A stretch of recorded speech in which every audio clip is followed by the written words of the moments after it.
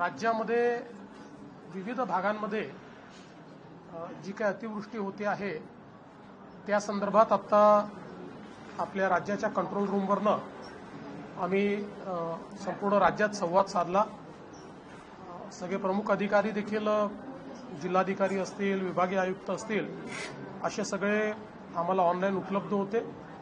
साधारणपणे आपल्याला माहिती आहे की गेले 2 दिवस काही भागांमध्ये खूप अतिवृष्टी होते आणि साधारणपणे 18 ते 21 या दरम्यान विविध भागांमध्ये पुन्हा अतिवृष्टी होण्याचे त्या ठिकाणी चान्सेस आहेत। विशेषतः जवळपास 15-16 जिल्हे असे आहेत की त्यातल्या काही जिल्ह्यांमध्ये रेड अलर्ट आहे आणि काही जिल्ह्यांमध्ये ऑरेंज अलर्ट आहे आणि म्हणून अशा सगळ्या जिल्ह्यांमध्ये पुढची देखील व्यवस्था जी आहे ती योग्य प्रकारे व्हावी या दृष्टीने आपला प्रयत्न चाललेला आहे। कोकण विभाग जो आहे या कोकण विभागामध्ये जास्तीत जास्त रेड अलर्ट आपल्याला पाहायला मिळतोय। विशेषतः आता जगबुडी असेल, आंबा असेल, कुंडलिका असेल यांनी इशारा पातळीपर्यंत आता हे पोहोचलेले आहेत, त्यामुळे त्या ठिकाणी आपण अधिक लक्ष देतोय। मागच्या काही वर्षांपासून वशिष्ठीमुळे चिपळूणमध्ये मोठ्या प्रमाणात आपल्याला माहिती आहे पूर येतो, तर वशिष्ठीच्याही पातळीवर त्या ठिकाणी नजर ठेवलेली आहे आणि आवश्यकता पडली तर ज्या काही उपाययोजना करायच्या त्याचं प्लॅनिंग देखील करायला आपण सांगितलेलं आहे। नाशिक विभागाचा जर आपण विचार केला तर नाशिकमध्ये विशेषतः तापी आणि हतनूरला खूप मोठ्या प्रमाणात त्या ठिकाणी पाणी आल्यामुळे रावेरच्या भागामध्ये अधिक पाणी त्या ठिकाणी शिरलेलं आहे आणि सगळ्यात जास्त नाशिक विभागामध्ये जळगाव जिल्हा अफेक्टेड आहे। जळगाव जिल्ह्यामध्ये सुरुवातीला पाणीच नव्हतं, पण गेल्या 2-3 दिवसात प्रचंड अतिवृष्टी त्या ठिकाणी झाली आणि त्यामुळे घरांचं नुकसान असेल, प्राण्यांचं नुकसान असेल, हे देखील मोठ्या प्रमाणात त्या ठिकाणी झालेलं आहे। पुणे जिल्हा जो आहे या पुणे जिल्ह्यातल्या सगळ्या धरणांमध्ये अतिशय चांगलं पाणी आहे, पण आता कुठलंच धरण तिथे इशारा पातळीवर नाही, त्याच्यामुळे त्या ठिकाणी आपण लक्ष ठेवून आहोत। पण विशेषतः अलमाटी जी आहे त्या अलमाटीचा जो काही धोका आपल्याला कोल्हापूरला होऊ शकतो त्या दृष्टीने कर्नाटक सरकारशी सातत्याने आपली चर्चा चाललेली आहे। ACS लेव्हलवर, त्यानंतर आपले जे काही त्या ठिकाणचे चीफ इंजिनियर आहेत त्यांच्या लेव्हलवर चाललेली आहे। आपले एक इंजिनियर तिथे बसवलेलेच आहेत आपण की जे 24 तास कॉन्टॅक्टमध्ये असतात आणि आता तरी त्या ठिकाणी 519.3 मीटर एवढी त्यांनी पातळी राखलेली आहे, ज्या पातळीत आपल्याला धोका संभावत नाही, पण पाऊस जसा जसा वाढेल तशी ती पातळी वाढू नये आणि त्यांनी तो विसर्ग केला पाहिजे या दृष्टीने त्यांच्याशी आपण चर्चा करतो आहोत। एक अजून आता महत्वाचा प्रयत्न आपला चाललेला आहे की जे हिप्परगी आहे त्या हिप्परगीमुळे आता त्याचं बॅकवॉटर आणि त्याचा मागच्या आपल्या सगळ्या भागामध्ये परिणाम होतो आणि हिप्परगी जवळपास पूर्णपणे त्या ठिकाणी भरलेला आहे आणि म्हणून त्याचाही विसर्ग करावा अशा प्रकारे आपण कर्नाटक सरकारला विनंती केलेली आहे आणि त्यांच्याशी त्या संदर्भात प्रयत्न चाललेला आहे। आता याच्यामध्ये विशेषतः पुणे विभागातला जो कोल्हापूरचा साताऱ्याचा घाट सेक्शन आहे किंवा घाटाचा जो भाग आहे या ठिकाणी मात्र मोठ्या प्रमाणात रेड अलर्ट आहे आणि पावसाची जो काही तीव्रता आहे ती या भागामध्ये खूप मोठ्या प्रमाणात आपल्याला पाहायला मिळते। आपण जर इकडे छत्रपती संभाजीनगर विभागामध्ये आलो तर या ठिकाणी बीड, लातूर आणि नांदेड या ठिकाणी मोठ्या प्रमाणात पूरस्थिती आहे। मागच्या काळात हिंगोली, परभणीतही पाऊस जोरात आला, पण आत्ताच्या परिस्थितीमध्ये गेले 2 दिवस आणि पुढचे 3 दिवस बीड, लातूर आणि नांदेड इथली पूरस्थिती जी आहे ही जरा संभावित आहे। विशेषतः आपल्याला माहिती आहे की नांदेड जिल्ह्यामध्ये मुखेडच्या भागामध्ये जो मुक्रमाबाद आहे त्या ठिकाणी जवळपास 206 mm पाऊस पडला, म्हणजे ढगफुटी सदृश अशा प्रकारचा पाऊस हा त्या ठिकाणी पडलेला आहे आणि त्यामुळे जवळपास 5 लोक बेपत्ता झाले, 150 पेक्षा जास्त जनावरांचा वाहून गेल्याचा किंवा मृत्यू झाल्याचा संभव आहे आणि विशेषतः खूप लोक त्या ठिकाणी अडकले होते। NDRFची टीम, SDRFची टीम त्या ठिकाणी आपण नेलेली आहे आणि आता मिलिटरीची टीम देखील त्या ठिकाणी पोहोचलेली आहे। मिलिटरीलाही आपण पाचारण केलं होतं, तेही त्या ठिकाणी पोहोचले आहेत। रामणगाववरनं 226 लोकांना त्या ठिकाणी काढलेलं आहे, अजून 3 गावातनं लोक काढण्याचं काम चाललेलं आहे आणि आता थोडा पावसाची तीव्रता कमी झाल्यामुळे त्या ठिकाणून लोकांना आता काढता येतं आहे आणि लोकांना सुखरूप काढण्याचं काम हे मोठ्या प्रमाणात चाललेलं आहे। आपण जर छत्रपती संभाजीनगरचा हा किंवा या 3-4 जिल्ह्यांचा विचार केला तर जवळपास 800 गावं ही पाण्यामुळे बाधित झालेली आहेत आणि साधारण 1 लाख हेक्टर शेतीचं नुकसान हे त्या ठिकाणी झालेलं आहे। तेलंगणाचा जो श्रीराम सागर आहे त्याचंही विसर्ग जो आहे तो आता कमी करायला आपण विनंती केली आणि आपल्या विनंतीला मान देऊन त्यांनी 1 लाख क्युसेक्सवरनं तो 75,000पर्यंत कमी केलेला आहे। त्यामुळे ही तीव्रता जी आहे ती कुठेतरी कमी होईल। आता इसापूर आणि विष्णुपुरी हेही आता इशारा पातळीकडे चाललेले आहेत, म्हणून तिथलाही विसर्ग वाढवलेला आहे।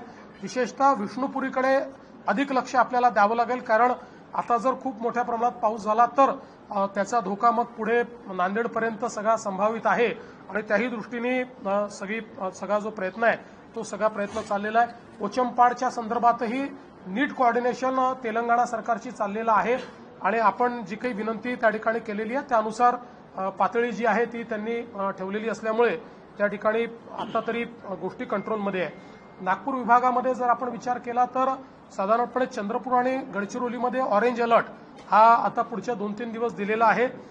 सध्या तरी खूप पुराची स्थिती नाही आहे, पण दक्षिण गडचिरोलीमध्ये थोडी पूर सदृश स्थिती आता बिल्टअप होते आहे आणि पुढच्या 2 दिवसामध्ये इथे कदाचित पावसाची परिस्थिती वाढू शकते। त्या दृष्टीनं देखील हे काम चाललेलं आहे आणि पूर्णपणे ज्या व्यवस्था करायला पाहिजे त्या व्यवस्था त्या ठिकाणी केल्या आहेत। आपण जर अमरावती विभागाचा विचार केला तर अमरावती विभागामध्ये अकोल्यात पूरसदृश स्थिती निर्माण झाली होती। विशेषतः मूर्तिजापूर आणि पातूर इथे अजूनही पाऊस मोठ्या प्रमाणात चाललाय, पण बाकी ठिकाणचा पाऊस थोडा कमी झाल्यामुळे आता ही पूरसदृश परिस्थिती कमी होते।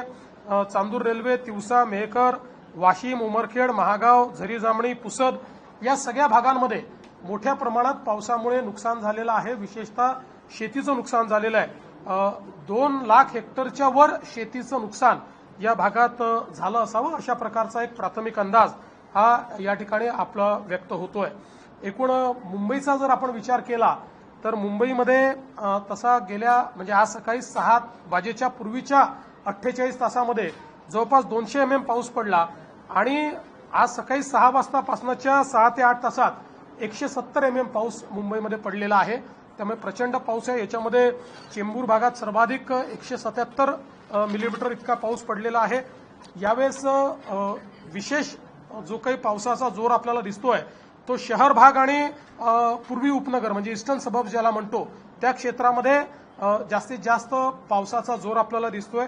एकूण 14 ठिकाणी वॉटर लॉगिंग झालेलं आहे, ज्यापैकी 2च ठिकाणी ट्रॅफिक पूर्णपणे थांबवावं लागलं, बाकी ठिकाणचं ट्रॅफिक चाललेलं आहे। अर्थात ट्रॅफिक पूर्ण मुंबईमध्ये स्लो झालेलं आहे, पण ट्रॅफिक असा कुठेही पूर्णपणे थांबलेला नाही। ट्रेन्सचं देखील कुठेही पूर्णपणे ट्रेन्स बंद झालेल्या नाहीत, पण पावसाच्या जोरामुळे किंवा काही गोष्टींमुळे ट्रेनची स्पीड स्लो झालेली आहे। काही ठिकाणी त्या थांबून काही वेळाने पुढे गेलेल्या आहेत, त्यामुळे ट्रेन्स ज्या आहेत त्या सगळ्या लेट चाललेल्या आहेत। काही ना काही प्रमाणात ट्रेन्स आता लेट आहेत। मात्र ही एक महत्वाची गोष्ट आहे की ट्रेन्स पूर्णपणे या कुठेही थांबलेल्या नाहीत। साधारणपणे डॉपलरनी जी काही माहिती आतापर्यंत आपल्याकडे आली आहे तर मुंबईमध्ये पुढचे 10 ते 12 तास अतिशय पावसाचा तीव्र जोर असण्याची शक्यता आहे। रेड अलर्ट देखील मुंबईला मिळालेला आहे।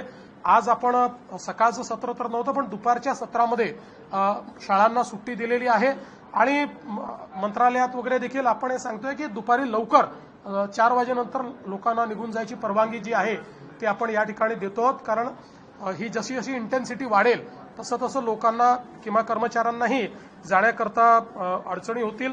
आज संध्याकाळी 6-6:30 नंतर हाय टाईड आहे किंवा त्या ठिकाणी साधारण 3 मीटरच्या लाटा असतील। उद्या 4 मीटरपर्यंत लाटा ज्या आहेत त्या अपेक्षित आहेत। त्यामुळे हा जो काही भरतीचा काळ आहे त्या काळामध्ये लोकांनीही काळजी घेतली पाहिजे। अनेक वेळा लाटा पाहण्याच्या नादांमध्ये लोक अडचणीमध्ये येतात, त्यामुळे हे लक्षात घेतलं पाहिजे की आज संध्याकाळी 6 नंतर आणि उद्या या 3 मीटर आणि 4 मीटरच्या लाटा या त्या ठिकाणी असतील। त्या काळामध्ये मोठ्या प्रमाणात पाऊस असेल, त्यामुळे समुद्राची पातळी आणि नाल्यांची पातळी सारखी असेल आणि म्हणून आपल्याला मोठ्या प्रमाणात पाणी पंपिंग करावं लागेल। तर त्याही प्रकारची पूर्ण व्यवस्था पंपिंगची ही या ठिकाणी मुंबई महानगरपालिकेने केलेली आहे आणि आज संध्याकाळी डॉपलरमधनं आणि इतर सगळ्या सोर्सेसमधनं जे काही अलर्ट्स येतील त्याच्या आधारावर उद्या शाळांना सुट्टी द्यायची की नाही संध्याकाळी महानगरपालिकेच्या वतीनं बीएमसीच्या वतीनं प्रशासनाच्या वतीनं हे घोषित केलं जाईल। आतापर्यंत जो काही अंदाज आलेला आहे त्याच्यामध्ये संपूर्ण महाराष्ट्रात एकूण 4 लाख हेक्टर जी काही जमीन आहे ही म्हणजे त्याच्यावरची पिकं जी आहेत ती पिकं पावसामुळे बाधित झालेली आहेत आणि याच्यामध्ये विशेषतः यवतमाळ, नांदेड, वर्धा, बीड, वाशिम वगैरे हा जो सगळा भाग आहे याच्यामध्ये जास्तीत जास्त सर्कलमध्ये म्हणजे वाईड स्प्रेड अशा प्रकारचं नुकसान जास्तीत जास्त सर्कलमध्ये हे या ठिकाणी दिसत आहे। आता जे काही या ठिकाणी नुकसान झालेलं आहे जनावरांचं आणि घरांचं किंवा लोक मृत्युमुखी काही प्रमाणात जिथे पडलेले आहेत या संदर्भात सगळे अधिकार हे जिल्हाधिकाऱ्यांना देण्यात आलेले आहेत आणि त्यांना निधी देखील उपलब्ध करून दिलेला आहे। उन्हे पद्धतीने त्यांना निधी विड्रॉ करता येतो। त्यामुळे कुठल्याही अशा प्रकारची घटना झाल्यानंतर तात्काळ त्या ठिकाणी जी काही मदत आहे ती मदत त्यांना करता येईल। प्राण्यांच्या संदर्भात असेल किंवा व्यक्तींच्या संदर्भात असेल किंवा घरांची पडझड असेल ते देखील सांगितलेलं आहे। काही ठिकाणी लोकांना तात्पुरत्या निवाऱ्यात जे हलवावं लागतं त्या ठिकाणी चांगली त्यांची जेवणाची सोय झाली पाहिजे, पिण्याचं स्वच्छ पाणी मिळालं पाहिजे, अशा प्रकारचे आदेश देखील आपण त्या ठिकाणी दिलेले आहेत। आणि पिकाचं जे काही नुकसान झालं आहे त्या संदर्भात एक इंटेन्सिव्ह अशा प्रकारचं पाहणी करून त्याचेही पंचनामे करण्याचे आदेश हे आपण दिलेले आहेत।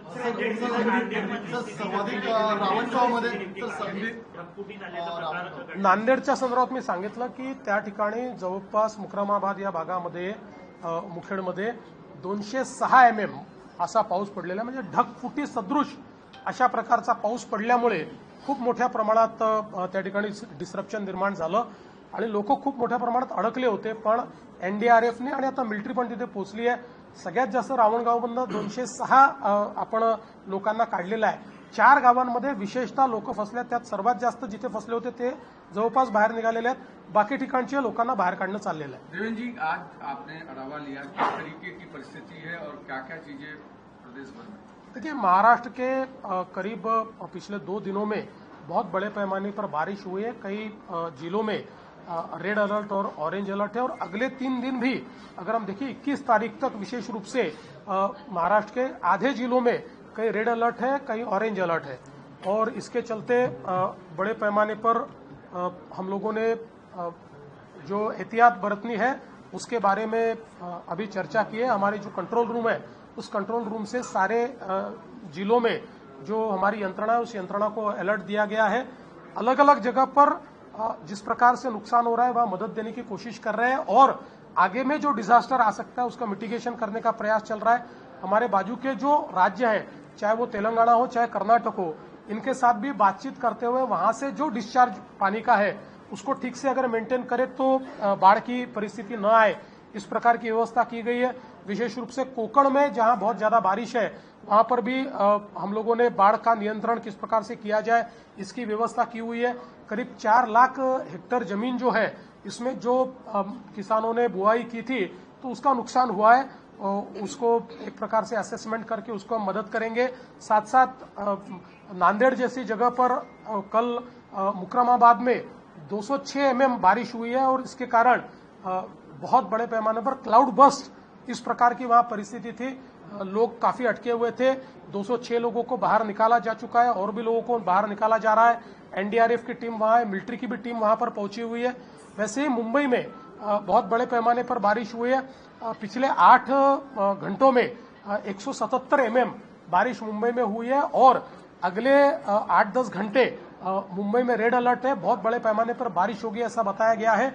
इसके चलते दोपहर के बाद स्कूलों को छुट्टी दी गई है और लोग जल्दी अपने घर पहुंचे और आवश्यकता हो तो ही बाहर निकले, इस प्रकार से भी लोगों को निर्देश दिया गया है। अगले 2-3 दिन मुंबई में बारिश रहने वाली है, विशेष रूप से हाई टाइड भी रहने वाला है। इसके चलते लोगों ने एहतियात बरतनी चाहिए, इस प्रकार से लोगों को बताया गया है।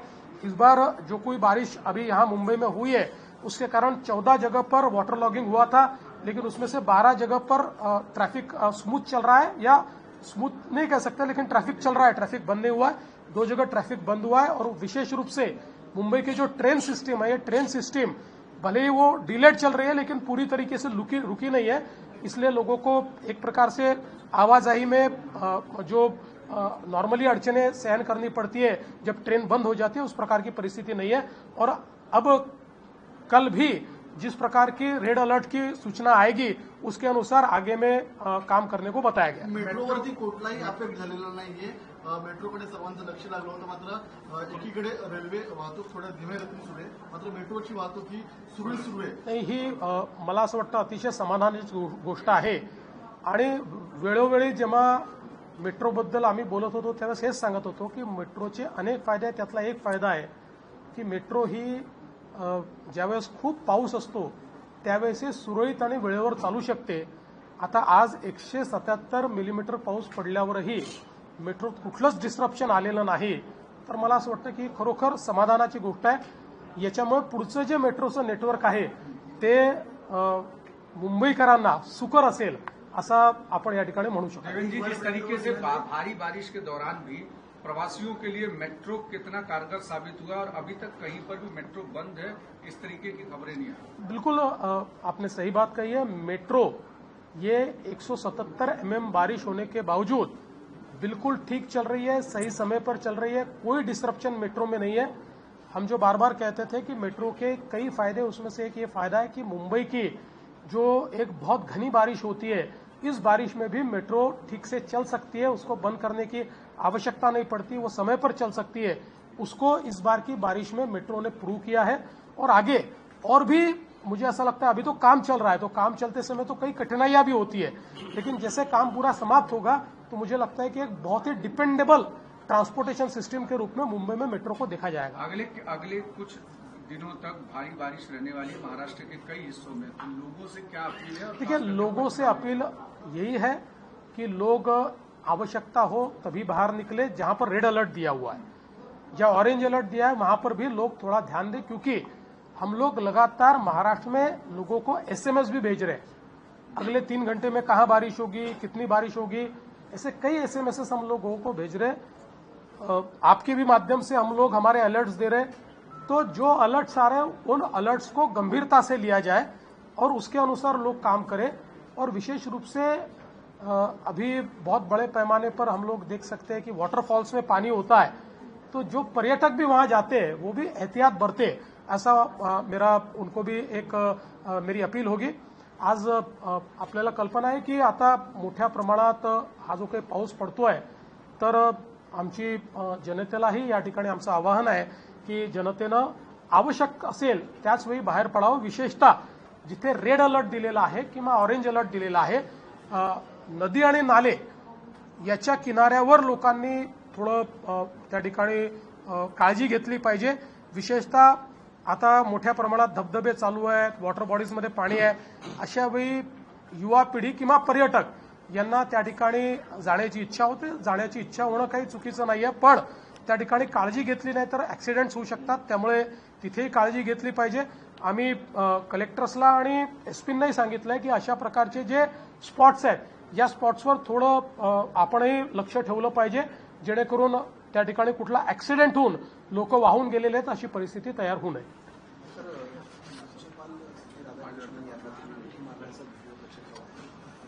आणि तुम्ही त्यांना विमानतळावरती उपराष्ट्रपती आता त्यांची जवळपास निवडणुकीची मागणी करते। मला असं वाटतं की आपल्या सगळ्यांकरता ही आनंदाची गोष्ट आहे की महाराष्ट्राचे राज्यपाल सीपी राधाकृष्णन यांना उपराष्ट्रपती पदाचा उमेदवार म्हणून एनडीएने घोषित केलंय। सीपी राधाकृष्णन हे जरी मूळचे तमिळनाडूचे असले तरी महाराष्ट्राचे राज्यपाल देखील आहेत आणि महाराष्ट्राचे मतदार देखील आहेत। विधानसभेच्या निवडणुकीत त्यांनी महाराष्ट्रात मतदान केलंय, मतदार यादीत त्यांचं नाव महाराष्ट्रामध्ये आहे, मुंबईमध्ये आहे, आणि ते उपराष्ट्रपती पदाचा जो फॉर्म भरणार आहेत त्या फॉर्ममध्ये त्यांना ते कुठले मतदार आहेत याचा पुरावा लावावा लागतो। त्यात ते महाराष्ट्राचे उमेदवार किंवा महाराष्ट्राचे मतदार म्हणून त्या ठिकाणी हा पुरावा लावणार आहेत, आणि म्हणून महाराष्ट्राकरताही विशेष आनंदाची गोष्ट आहे। त्याकरता आम्ही त्यांना सोडण्याकरता देखील गेलो होतो। आमचे उपमुख्यमंत्री एकनाथ शिंदेजी, अजितदादा पवार सगळ्यांनी त्यांचं अभिनंदन केलं आणि ते आता दिल्लीला त्या ठिकाणी गेले आहेत। पण माझी एक अपेक्षा आहे की महाराष्ट्रामध्येही महाराष्ट्रातल्या सर्व खासदारांनी आपल्या महाराष्ट्रातला माणूस हा उपराष्ट्रपती होतोय आणि म्हणून त्यांना मतदान केलं पाहिजे। आणि माझं तर आव्हान हे महाराष्ट्रातल्या इतर पक्षांना देखील राहील. विशेषतः साधारणपणे महाराष्ट्राची अस्मिता सांगणारे जे काही पक्ष आहेत, मग त्या ठिकाणी उद्धव ठाकरेजी यांची शिवसेना असेल किंवा शरद पवार साहेबांची एनसीपी असेल, या दोन्ही नेत्यांनी देखील मला असं वाटतं की CP राधाकृष्णनजी यांना समर्थन दिलं पाहिजे आणि आपल्या महाराष्ट्रातला एक मतदार हा आता उपराष्ट्रपती होतोय, त्याकरता सगळ्यांनी त्यांना मदत केली पाहिजे. देवेंद्र जी, महाराष्ट्र से 2 आज खुशखबरी सामने आई. एक CP राधाकृष्णन का उपराष्ट्रपति पद के लिए उम्मीदवार होना और दूसरा एक तलवार जो ऐतिहासिक है वो महाराष्ट्र की धरती पर वापस आना. इसको कैसे देखते हैं? हम सभी के लिए ये बहुत ही हर्ष की बात है कि CP राधाकृष्णन जी जो महाराष्ट्र के राज्यपाल हैं, वे अभी उपराष्ट्रपति पद के लिए NDA के उम्मीदवार के रूप में नामित हुए हैं. महाराष्ट्र के लिए इसलिए भी ये महत्वपूर्ण है कि भले ही CP राधाकृष्णन जी मूल तमिलनाडु के होंगे, पर अब वो महाराष्ट्र के मुंबई के वोटर हैं. मुंबई की वोटर लिस्ट में उनका नाम है. महाराष्ट्र के विधानसभा के चुनाव में उन्होंने मुंबई से वोट दिया है और अब उपराष्ट्रपति का फॉर्म वो भरेंगे तो उसमें आप कहाँ के वोटर हैं इसका दाखिला देना पड़ता है. तो मुंबई के वोटर के रूप में CP राधाकृष्णन जी देश के उपराष्ट्रपति का फॉर्म भर रहे हैं. इसलिए मुंबईकरों के लिए और महाराष्ट्र की तमाम जनता के लिए एक बहुत ही हर्ष की बात है. मैं तो अपेक्षा व्यक्त करता हूं कि पार्टियों के भेद भुलाकर महाराष्ट्र के सभी मेंबर ऑफ पार्लियामेंट्स ने CP राधाकृष्णन जी को वोट देना चाहिए.